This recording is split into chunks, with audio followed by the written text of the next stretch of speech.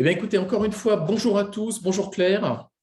Bonjour Nicolas. Merci de te joindre à nous aujourd'hui. C'est un webinaire InMoment en partenariat avec CXB Hub. Nous sommes ravis de vous accueillir. Merci de passer cette demi-heure en notre compagnie.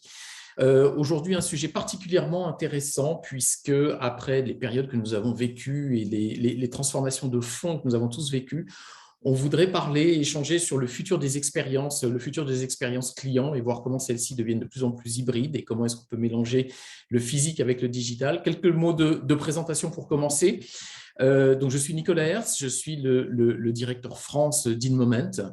InMoment est une société qui est un éditeur de logiciels et de solutions de mesure de l'expérience client, qui est une plateforme de collecte de feedback, d'analyse de ces data. On est une société américaine présente depuis maintenant presque 20 ans sur le marché, présent à travers le monde et on travaille pour les plus grandes marques, notamment dans le secteur automobile, financier, hôtelier, retail, etc., avec une expérience intéressante. On propose une plateforme technologique, également des services et des conseils qui sont associés. Et Claire, je te laisse te présenter, nous parler de CXB Hub. Donc, quant à moi, Claire Bognol, je suis cofondatrice de CXB Hub.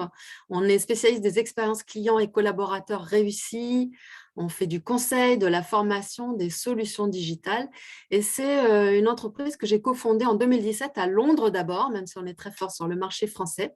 Pourquoi? Parce que l'Angleterre est un des pays qu'on suit en Europe quand on parle d'expérience client et d'expérience employée, et que l'écosystème pour les startups était à l'époque particulièrement accueillant pour le Royaume-Uni. Ça s'est heureusement rattrapé en France depuis. On est présent à Londres, à Paris, à Moscou, mais on travaille principalement à l'international, plutôt pour des grands comptes dans tous les secteurs d'activité, et à la fois en B2B et en B2C. Notre approche, elle est sur l'ensemble des sujets qui sont ceux de l'expérience client, c'est-à-dire à la fois la stratégie, les identités de service, la voix du client, et là on rejoint InMoment en s'appuyant sur des outils digitaux comme ceux d'InMoment, le design, les parcours clients, la mise en œuvre avec la formation, l'amélioration continue et la mesure de l'impact pour démontrer que tout ça, bien évidemment, a de la valeur. On vient de lancer un outil de création des feuilles de route stratégiques, plan d'action pour le CX que vous pouvez essayer sur MyCX Vision. Et puis, on est ravis d'avoir reçu en décembre dernier par le Franco-British Trade and Investment Award le prix de la meilleure PME.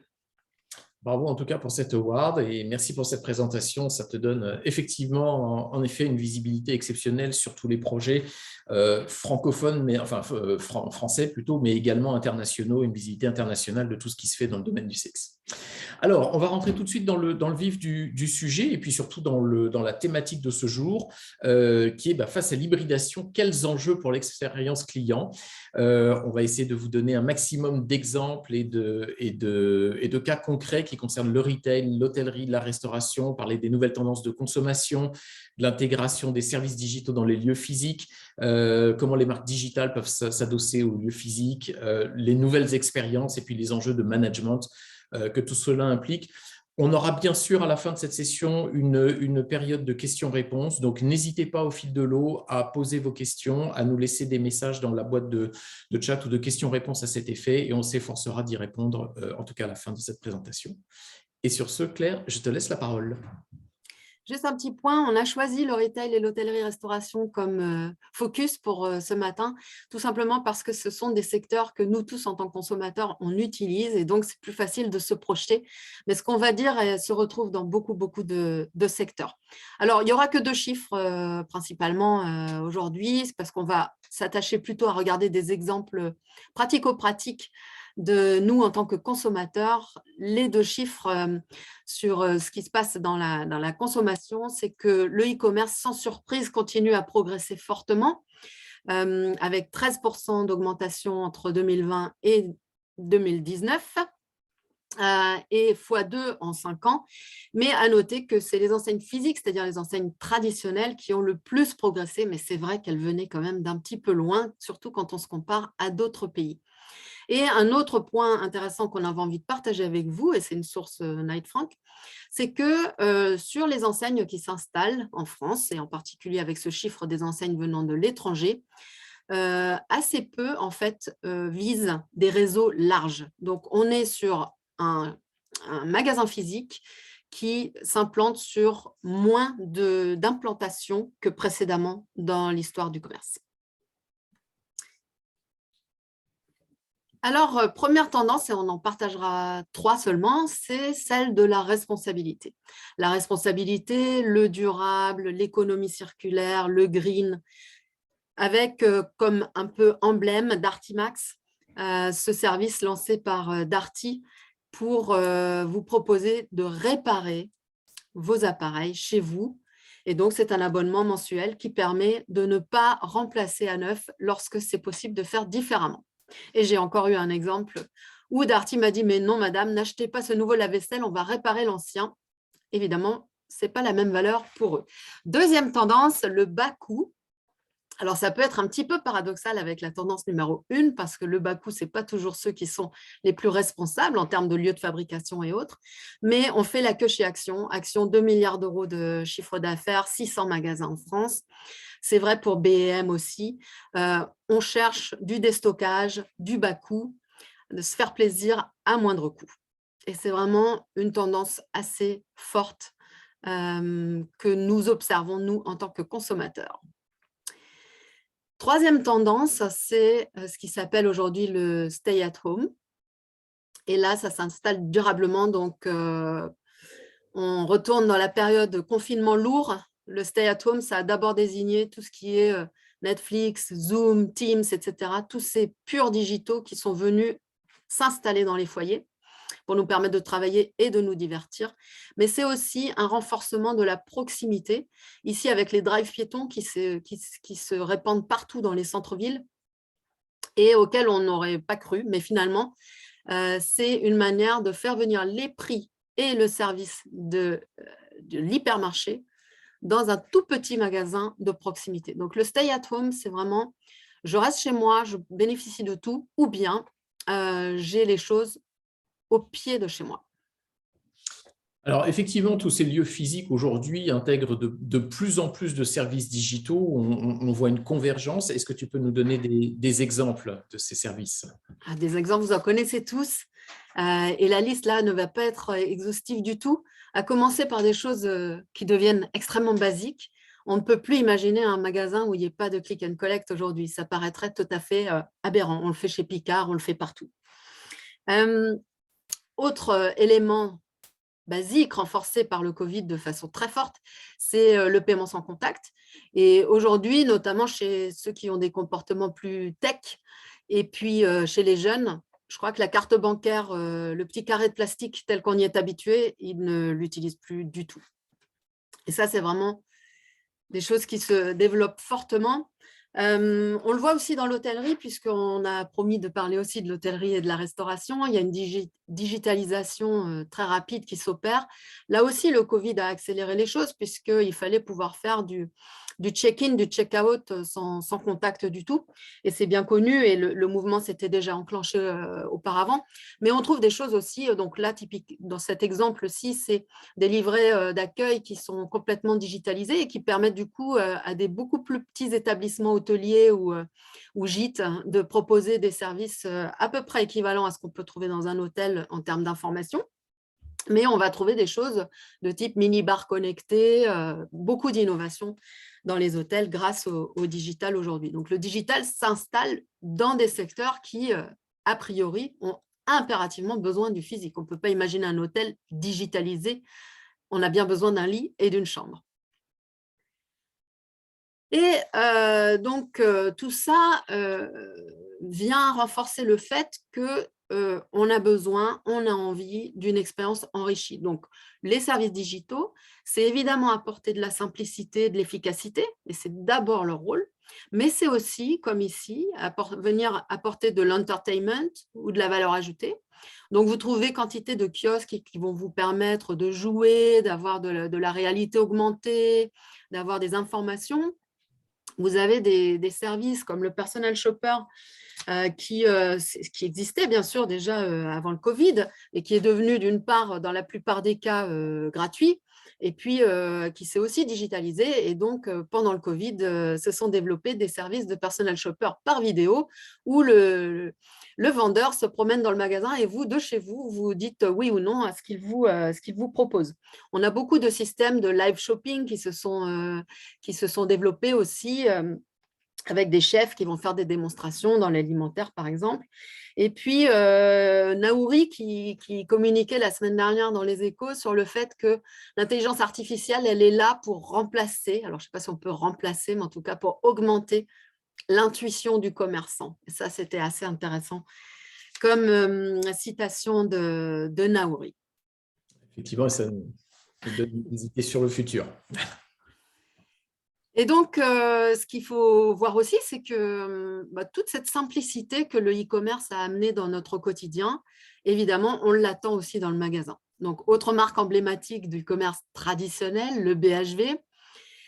Quand, avec Zalando ou avec Amazon, vous avez un système de retour, d'échange, de remboursement qui est simplissime, avec une grande bienveillance client, c'est-à-dire qu'on ne met jamais en doute le bien fondé de votre demande ou qu'on ne vous demande pas pourquoi vous souhaitez modifier, eh bien, les magasins doivent s'adapter et c'est ce qu'ils essayent de faire.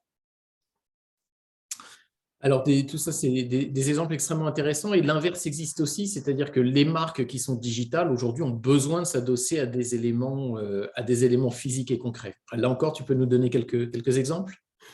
J'ai fait l'exercice moi-même, donc j'ai voulu regarder quelles lunettes de soleil je pourrais bien m'acheter chez Jimmy Fairley.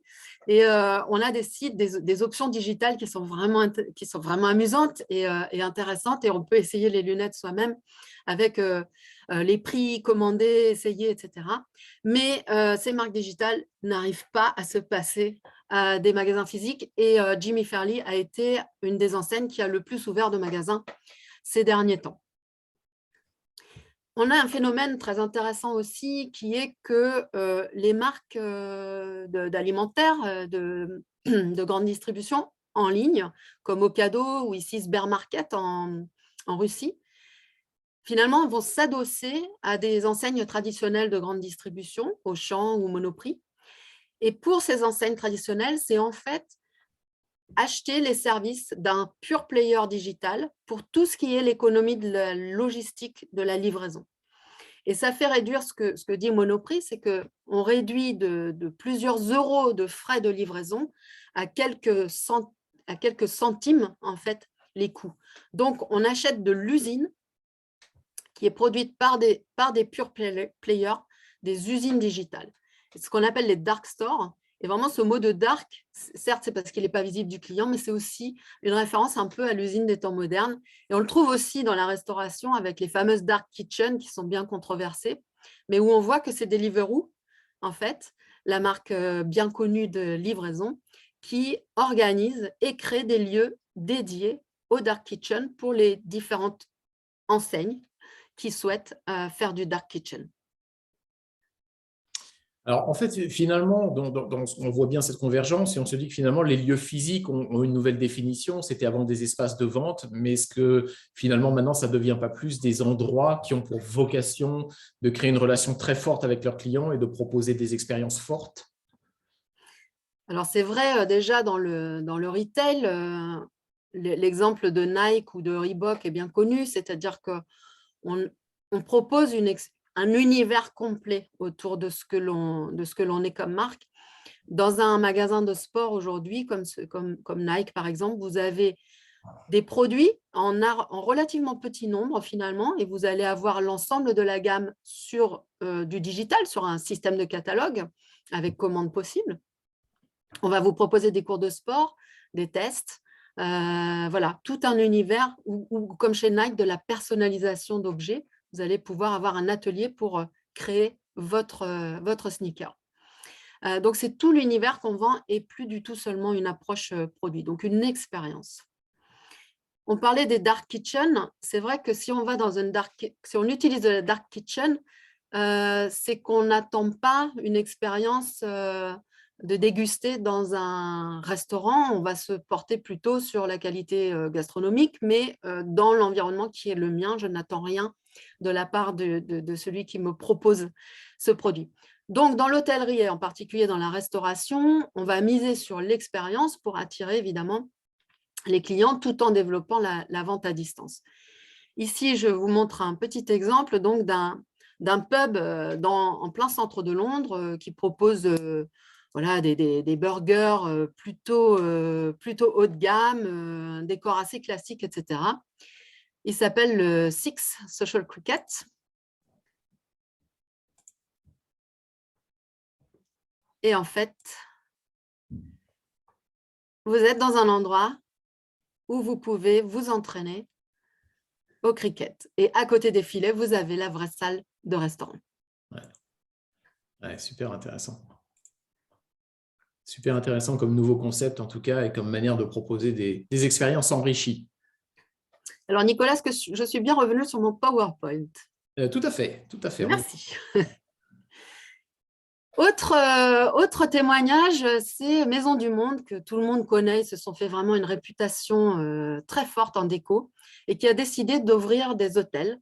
Ils ont ouvert à Nantes, à La Rochelle, à Marseille et vraiment mise sur le décor. Je suis une marque de retail en décoration.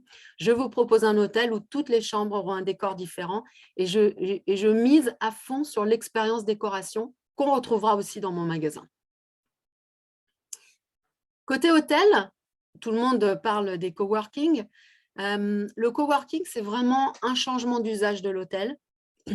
Le digital va aider parce que ce que j'attends si j'ai envie d'aller faire du coworking dans un hôtel, parce que par exemple, je ne suis pas dans ma ville, etc., ou que je n'ai pas de bureau et que je dois travailler à la maison et que ce jour-là, il y a des travaux, ou il n'y a pas de place. Il faut de la facilité, il faut du confort, que je sois sûre de pouvoir travailler confortablement.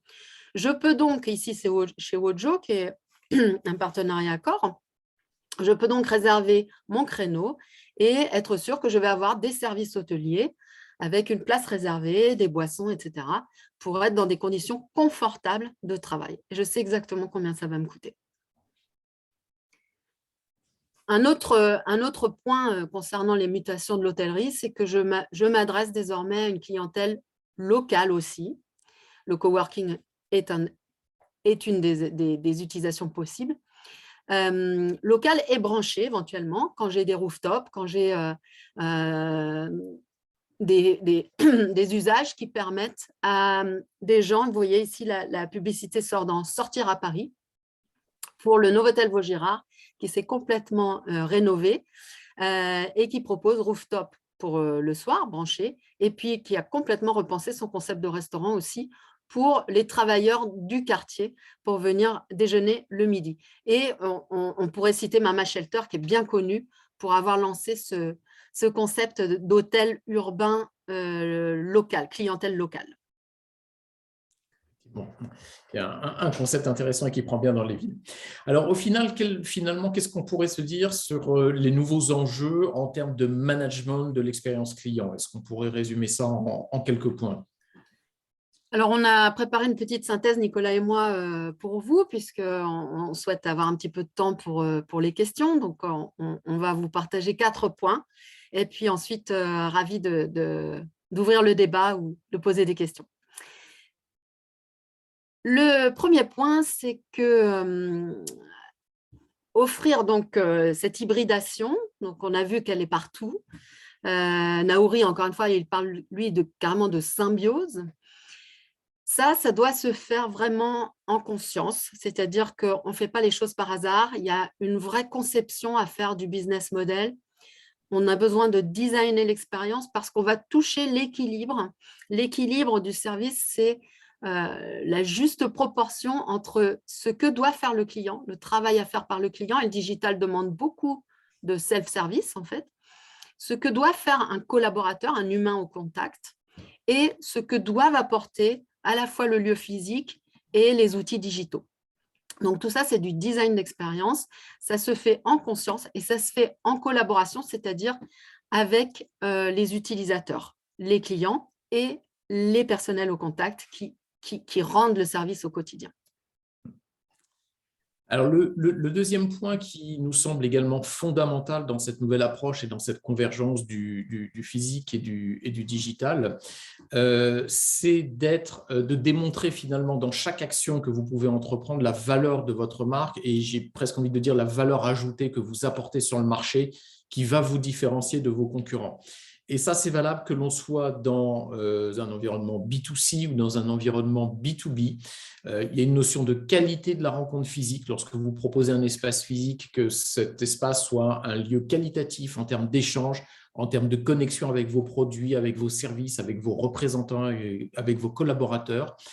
Donc, il y a vraiment un jeu à créer et à mettre en place de ce point de vue-là, et également capital de faire le lien avec la fidélisation. C'est si vous avez un programme de fidélisation, des actions de fidélisation, tout ce qui va vous permettre finalement de créer une loyauté, une fidélité par rapport à la marque, ça doit se ressentir dans chacune de ces actions pour là encore démontrer à chaque instant cette valeur et les services supplémentaires que vous pourrez apporter.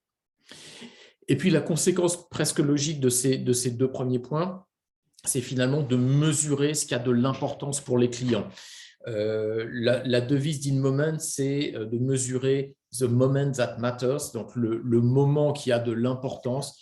C'est des moments clés, c'est d'identifier, faire ce travail dans un parcours client, ce travail d'identification des points qui sont clés et de mesurer la satisfaction, de mesurer les interactions, de mesurer le temps passé sur votre offre ou sur votre proposition de valeur, et ce, quels que soient les canaux, quels que soient les points de contact, quelles que soient les expériences proposées. Plus vous aurez de la data, plus vous aurez de la donnée, plus vous aurez une notion d'appréhension et de compréhension de chaque expérience que vous pourrez proposer, et plus vous pourrez la travailler, plus vous pourrez l'affiner. Et ça, typiquement, les outils que l'on peut vous proposer chez InMoment, les outils, mais également le conseil et l'expertise sont particulièrement importants et sont particulièrement précieux pour faire cet effort de mesure. Et le quatrième point, c'est que justement sur ces moments qui comptent et dans ce souci de designer l'expérience, il faut donner à l'humain sa meilleure place. L'humain a une place à jouer pour que les expériences ne soient pas sèches et le digital doit être là pour remplacer les moments qui ont peu de valeur ajoutée relationnelle. Et l'humain a un très gros rôle à jouer sur le relationnel. Et donc, en ayant mesuré, on va pouvoir identifier où mettre l'humain et l'accompagner, cet humain. C'est ce qu'on fait beaucoup chez 6B Hub, accompagner l'humain pour qu'il rende le meilleur service possible. Et on va finir notre présentation par un petit spot publicitaire qui tourne en ce moment pour le CIC et qui fera la virgule avant vos témoignages. C'est ça, construire. Il y a quelqu'un? Insérez votre main dans le lecteur. Il y a quelqu'un? Je veux parler à quelqu'un. Il y a quelqu'un? Ah, excusez-moi, madame, je cherche quelqu'un pour... Bienvenue dans notre galerie commerciale. Welcome to our shopping center. Offrir à chacun un conseiller à qui parler. C'est ça, construire dans un monde qui bouge.